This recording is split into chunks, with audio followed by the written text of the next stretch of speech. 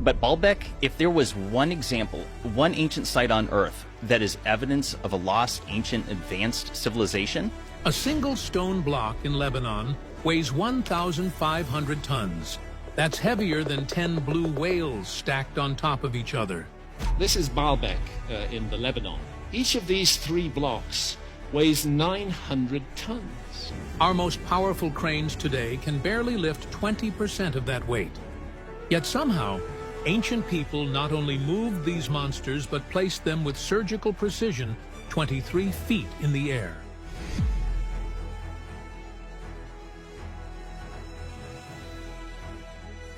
After decades of investigation, we finally know who did this and how. This block and another 2 are actually far older than the Roman period. And the answer will completely change how you think about ancient civilizations. Cracking the ancient mystery of Baalbek. Before we tell you how this was built, you need to understand just how impossible it should be. The largest stone ever moved by modern machinery weighs 340 tons. At Baalbek, there are stones weighing 1,500 tons. And Baalbek has the largest stones that were ever quarried in human history, the largest stones that were lifted, stacked, and transported in human history, and the largest stone columns in all of classical history. Over 4 times heavier, placed with millimeter precision. NASA's Vehicle Assembly Building crane, one of the world's strongest, couldn't even lift these blocks. Imagine trying to move the Statue of Liberty. Now imagine moving 5 of them stacked together. But here's what really makes your head spin. The Romans, who were obsessed with bragging about their engineering feats, wrote absolutely nothing about these massive stones. Not a single mention. Think about that for a moment. We're talking about the same civilization that documented everything, from building aqueducts to constructing the Colosseum. They loved showing off their architectural achievements. Yet when it comes to Baalbek, known to them as Heliopolis, their records are completely silent about the trilithon and these colossal blocks.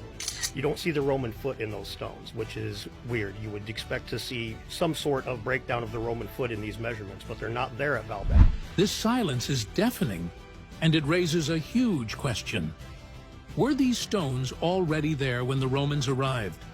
Did they simply build their temples on top of an existing foundation that was far older than anyone realizes?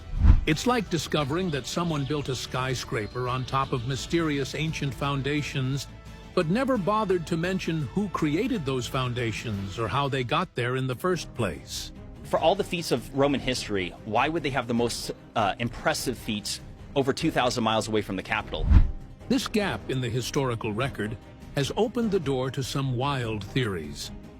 Some researchers believe Baalbek's true origins stretch back thousands of years before the Romans, possibly to a time when human civilization possessed knowledge and techniques that have since been completely lost to history. And that's exactly why Baalbek isn't just an archaeological puzzle. It has become crucial to some of the most controversial debates in ancient history. We're not just talking about missing construction records here. We're talking about the possibility that this site holds secrets about human capabilities that don't fit our current understanding of the past. The megalithic stones of Baalbek in Lebanon have left every expert, historian, and engineer completely speechless. Roman architecture always uses the most impressive things right in the front. You walk in the front of the thing, and that's where you're going to see the biggest stones, the most impressive, for obvious reasons. These are in the back, completely on the opposite end of the entrance.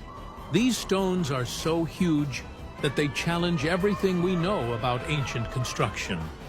But it doesn't stop there. Even modern construction techniques and sophisticated machinery cannot withstand these structures. We're talking about pillars buried in dirt. It's 2024. Do not tell me that we do not have the technological capability to dig rocks up.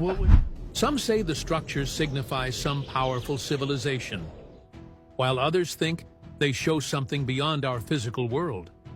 Every aspect of the structure, from the size of blocks used to their impeccable placement, represents outstanding engineering, the type of which we may never see elsewhere in the world.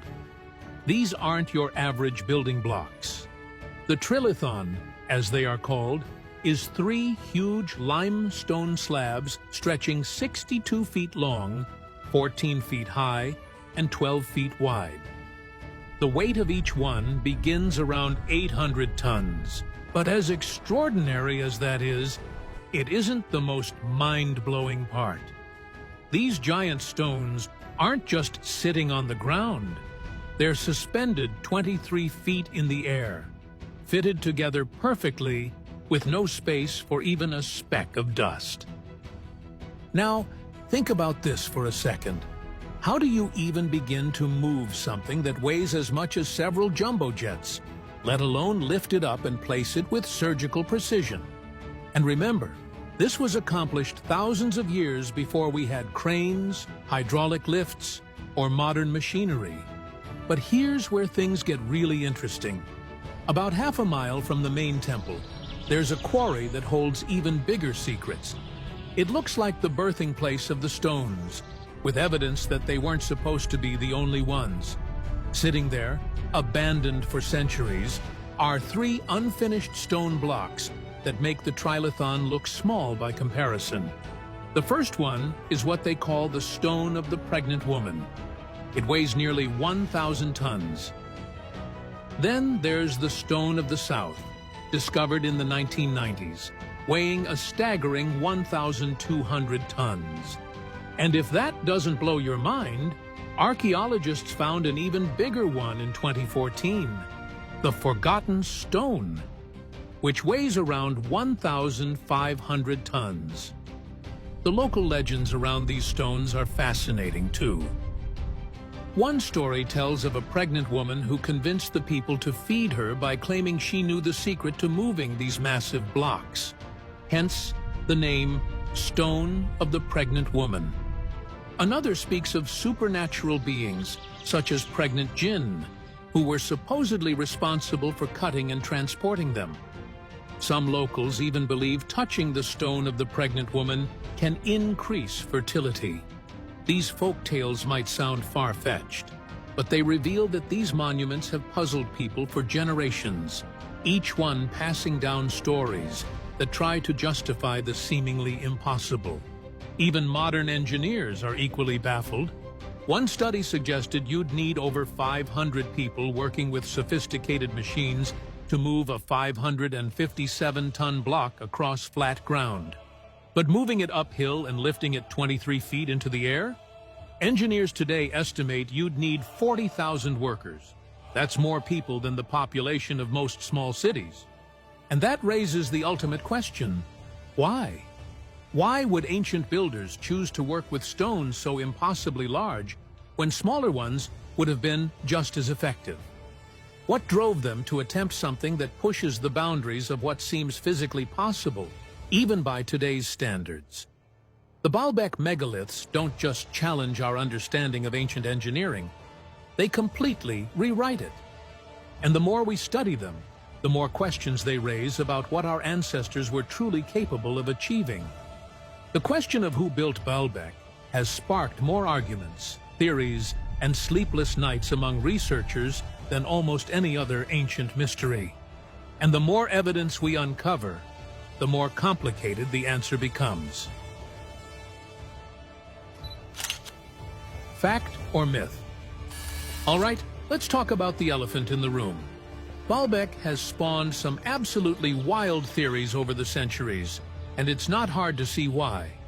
When you're staring at stones that weigh as much as these stones, perfectly fitted with ancient technology, your brain starts reaching for explanations that feel as extraordinary as what you see. The supernatural theories go way back. Local legends claimed that Cain built the temple while wandering the earth under God's curse. Other stories said Nimrod ordered giants to construct it as part of the Tower of Babel project. Some whispered about the Nephilim, those mysterious giants mentioned in ancient texts, being the real architects. But in our modern age, the most popular theory has gone full sci-fi. The ancient alien hypothesis suggests that only beings with technology far beyond anything humans possessed could have moved and positioned these massive stones. Writers like Graham Hancock and Zecharia Sitchin have kept these ideas alive, proposing everything from lost advanced civilizations to the Anunnaki, the otherworldly beings from Mesopotamian mythology. So if these stones are so impossible to move, how do skeptics explain Baalbek? Let's test their theories against the actual evidence, and you'll see why none of them fully work. Now, here's where science steps in with a reality check. Archaeologists point out that what seems impossible might just be really, really difficult.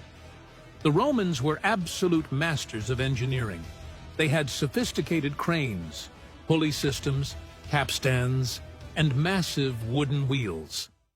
We have examples of Roman engineering feats all across the ancient world that prove they could move enormous weights. When you examine the Baalbek stones up close, you can actually see chisel marks carved into them, which is clear evidence of human craftsmanship. Experimental archaeologists have attempted to replicate ancient construction techniques and shown that while it would require incredible organization and massive amounts of labor, it's not beyond human capability. Still, skeptics argue that these explanations don't fully account for the sheer size of the heaviest stones, which seem to exceed the known limits of Roman machinery, leaving open questions that fuel speculation. So why do these extraordinary theories persist? Maybe it's because ordinary explanations don't fire up our imagination the way extraordinary ones do. Philosopher Daniel Dennett once suggested that when people lack imagination about what's actually possible, they lean toward supernatural explanations. Baalbek continues to captivate us because it sits right on that border between documented fact and tantalizing legend. There are no detailed ancient records explaining exactly who ordered its construction or how the work was organized. That silence creates this perfect blank canvas where people can project their own theories and stories. Some see it as evidence of lost civilizations with advanced technology. Others view it as proof of extraterrestrial contact. Scientists see it as a testament to human engineering capabilities that we're still trying to fully understand. And maybe that's the real magic of Baalbek. It's not just about massive stones or ancient construction techniques.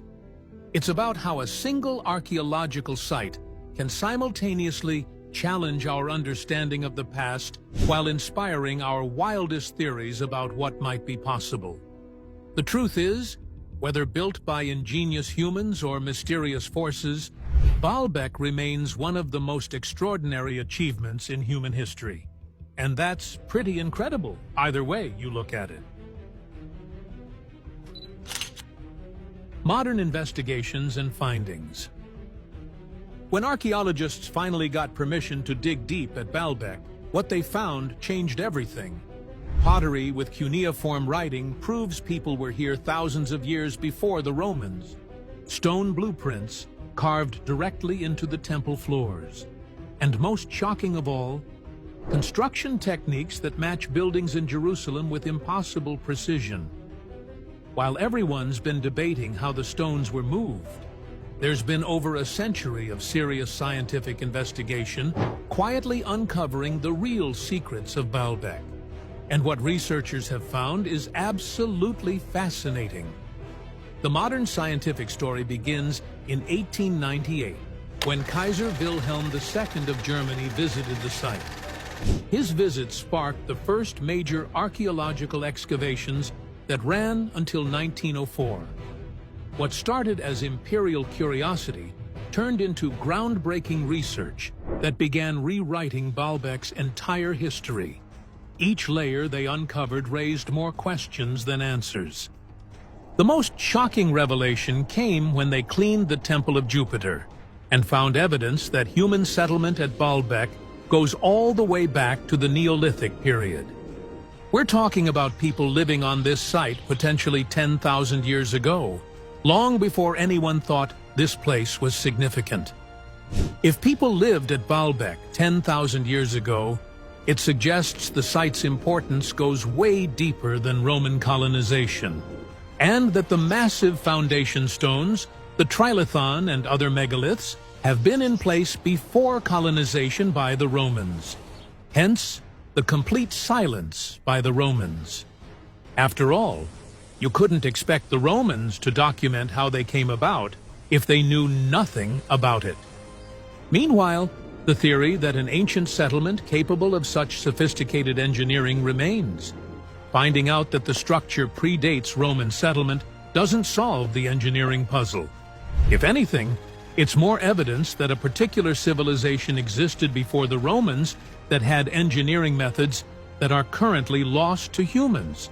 However, another breakthrough that may help us get more explanation was unearthed in 2004 when Lebanese University teamed up with the German Archaeological Institute for a major collaborative project focused on documenting those mysterious ancient quarries. What they found was mind-blowing. They discovered Persian pottery fragments marked with cuneiform writing dating back to the 6th and 4th centuries BCE. So, were the Persians behind these giant structures? The Persian pottery fills a crucial gap, but we already know from the Neolithic discovery that the settlement goes way back 10 millennia ago. Again, it tells us it was there before the Romans, suggesting continuous occupation of the lands until the Romans took over. This raises a new question of whether the Persians have always been the original inhabitants of the land, therefore, the ones who carved the monoliths. The Persians have organizational capacity as well as the engineering knowledge to accomplish remarkable structures.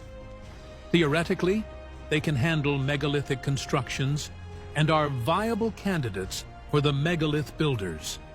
The Persian Empire is also known for massive construction projects like the ones at Persepolis. However, the structures built by the Persians, like those at Persepolis, are still nothing compared to the monoliths at Baalbek.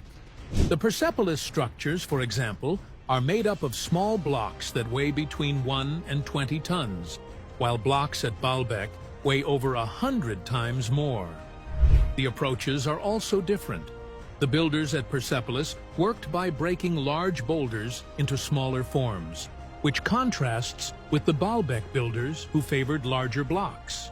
Additionally, the Persians do not have any record crediting them with building the Baalbek stones. Just like the Romans, they were completely silent on the construction. That may be understandable considering the Persians were not as detailed or keen on preserving history as the Romans. So maybe they did build Baalbek and were let down by their poor record-keeping. But there's another issue. The Persians never demonstrated the ability to move stones remotely close to Baalbek's scale. While the Persians were accomplished builders, the megalithic construction at Baalbek represents something far beyond anything they demonstrated elsewhere. Surely, we should have seen them demonstrate the same skill in other places, if they were capable. The pottery fragments, marked with cuneiform writing, prove that they were there. But the engineering challenge of the megaliths seems to exceed their demonstrated capabilities. Now, that wasn't even the biggest surprise. German researcher Margaret van Es made another crucial discovery when she studied how these massive stones were actually cut. She found that the ancient builders were incredibly smart. They cut the megaliths along natural fissures between rock layers. This technique made it much easier to remove enormous blocks without cracking or breaking them. What's really interesting is that this same method shows up in other Roman projects, like the famous Pont du Gard aqueduct in France. So we know the Romans had this technique in their engineering toolkit. The more we learn about Baalbek through scientific investigation, the more questions seem to emerge. Each discovery doesn't just add to our knowledge, it completely reshapes what we thought we knew about this incredible site. Now, let's discuss something most people never hear about: the actual Roman blueprints carved right into the site itself. These are not drawings on papyrus that crumbled away centuries ago. We're talking about architectural plans literally etched into the stone floors. The German excavations between 1900 and 1904 were the first to document these incredible finds. The most striking discovery was a detailed blueprint carved directly onto the floor of the great courtyard. This wasn't some rough sketch. It was a precise floor plan of part of the hexagonal courtyard, drawn to an impressive scale of about ratio 1 to 12 to 6. Think about what this means.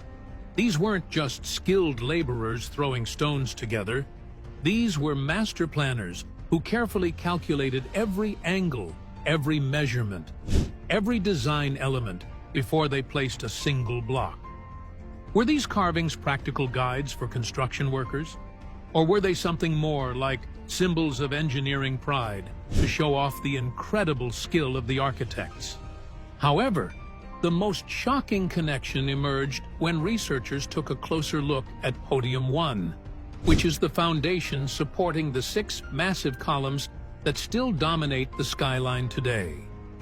When they analyzed the construction techniques, they found something absolutely startling. The style and methods used in Podium 1 were virtually identical to Herodian architecture found in Jerusalem. These were precise matches. Both sites used the exact same pattern of alternating headers and stretchers. Both featured an identical drafted margin stonework. Even the average course height was exactly the same at 3.6 feet. That's way too specific to be a coincidence. This suggests there might have been direct involvement of Herodian builders at Baalbek, or at least shared construction traditions connecting these sites across the ancient world. So step by step, from Kaiser Wilhelm's initial visit to these modern discoveries, our picture of Baalbek has become incredibly rich and complex. What started as a site famous just for its massive stones has turned into this amazing historical textbook spanning the Neolithic period, Persian civilization, Roman engineering, and Herodian construction techniques. Every single discovery raises new questions. Who really built this place? Why did they use these specific techniques? And how much more is still buried under centuries of soil, waiting to be uncovered? Now that you understand the engineering impossibility, here's what makes it even more mysterious. This site has been continuously occupied for 11,000 years. Each civilization that found it treated it as sacred, but none of them claimed to have built those massive foundation stones. Let's go through the years to explore how each civilization has leveraged the structure. Baalbek through the civilizations. In 1984, UNESCO recognized Baalbek as a World Heritage Site, putting it on the map as one of humanity's most important archaeological treasures. But this wasn't the first time Baalbek had captured the world's attention. Baalbek is a site that has witnessed over 11,000 years of human history. That's right, 11,000 years. That means it was already standing when the Egyptians were wondering how to bring about the pyramids. Archaeological evidence shows people were living on this hilltop as early as 9000 BCE. That's mind-blowing when you think about it. Excavations have turned up pottery from the Chalcolithic period, Bronze Age artifacts, and architectural fragments that tell the story of civilization after civilization building on the same sacred ground. The first settlers chose the highest point of the hill for their community. Even the Romans did the exact same thing thousands of years later. They placed their altar on the summit. They all knew how special this spot was. Everything about the site is fascinating, even the name. Scholars believe Baalbek comes from Baal Nebk, which means Lord of the Source. This refers to a natural spring near the site that likely made this hilltop a sacred place of life and abundance for ancient peoples. Around 3200 BCE, the Phoenicians took over and turned Baalbek into something truly spectacular. They built a massive temple complex dedicated to their gods, Astarte and Baal, the sky god who probably gave the city its name. You can even still find traces of this Phoenician temple buried beneath the later Roman temple of Jupiter. Under Phoenician rule, Baalbek became a pilgrimage destination. People traveled from across the ancient world to worship Baal-Hadad, the fertility god, and Atargatis, the goddess of love and motherhood. But here's where things get really interesting. Many researchers suspect that those massive stones we've been talking about, the trilithon and the other massive blocks forming the Western Wall, might actually date back to this Phoenician period, not the Roman era. That means we could be looking at 5,000-year-old engineering that involved moving and precisely placing stones weighing hundreds of tons. With nothing but human power, basic tools, and techniques we can barely comprehend today. The question isn't just how did they do it anymore, it's how did they even conceive of doing something this ambitious? What drove ancient people to attempt construction projects that challenge our modern understanding of what's physically possible? When Alexander the Great conquered this region in 334 BCE, he gave Baalbek a makeover, including renaming it Heliopolis, the city of the sun. But the real transformation began when the Romans took over. First came Pompey the Great in 64 BCE. Then Julius Caesar made it an official Roman colony in 47 BCE. But it was Emperor Augustus around 16 BCE who really went all out, launching the most ambitious construction project the ancient world had ever seen. Interestingly, the Romans didn't just bulldoze everything and start fresh. Instead, they merged their god Jupiter with the local deity Baal, creating this powerful hybrid god called Jupiter Baal. It was like ancient cultural diplomacy through architecture. The construction timeline is staggering. Emperor Nero continued building the massive Temple of Jupiter. Emperor Antoninus Pius threw in the Temple of Bacchus. And finally, the Severan dynasty completed the whole complex with the Temple of Venus in the 3rd century. At its absolute peak, it had towering columns stretching toward the sky, marble surfaces gleaming in the sunlight, and thousands of pilgrims flooding the courtyards. Anyone standing there would have felt like they were literally at the center of the divine universe. But then, Christianity changed everything. When Emperor Constantine converted in the early 300 CE, construction stopped. Emperor Theodosius went even further. He destroyed pagan statues, tore down altars, and converted the sacred spaces into Christian churches. The Temple of Venus became a chapel. The hexagonal courtyard was turned into a church. Emperor Justinian ordered 8 massive columns from the Temple of Jupiter to be shipped all the way to Constantinople to decorate the Hagia Sophia. These stones were so magnificent that an emperor wanted them for one of the greatest churches ever built. By 637 CE, Muslim armies conquered Baalbek, and the site transformed again. This time, the temples became a fortress also known as Kala. It's why the locals still call it Kalat Baalbek today. Over the centuries, dynasty after dynasty left their mark. The Umayyads, Abbasids, Fatimids, and Ayyubids, each one reshaping walls, adding towers, and building new structures on top of ancient foundations.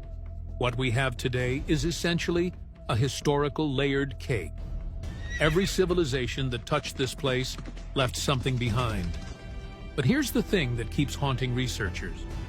Who were the very first people to lift those impossibly massive foundation stones into place?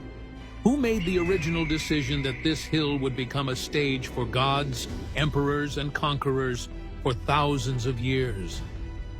But every great mystery deserves some serious investigation. So the big question everyone wants answered is pretty straightforward. How did ancient people move stones weighing over 1,000 tons?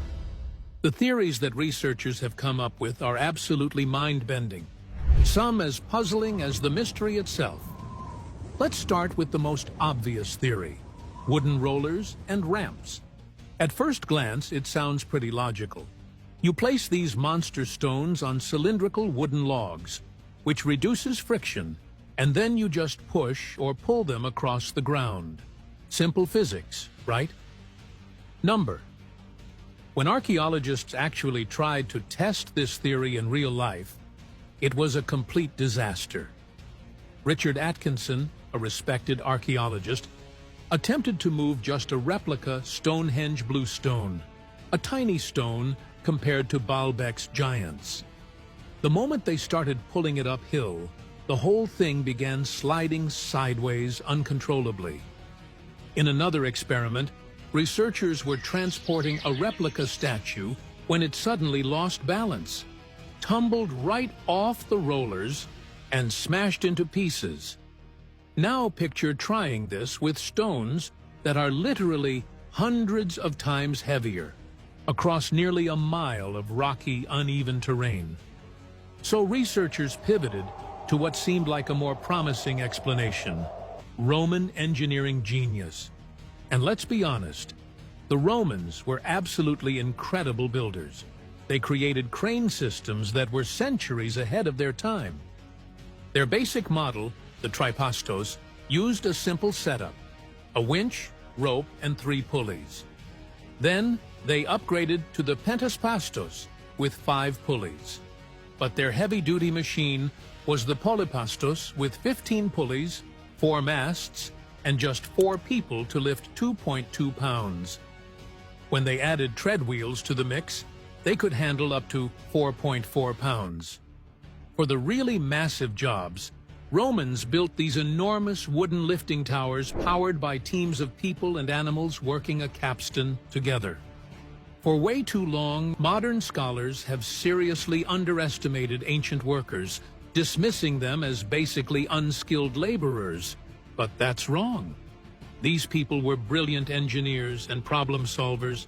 We have ancient Egyptian paintings showing 172 men working together to haul a colossal statue with just pure human ingenuity and coordination. When you see that kind of teamwork and strategic thinking, you realize these weren't primitive people fumbling around with rocks.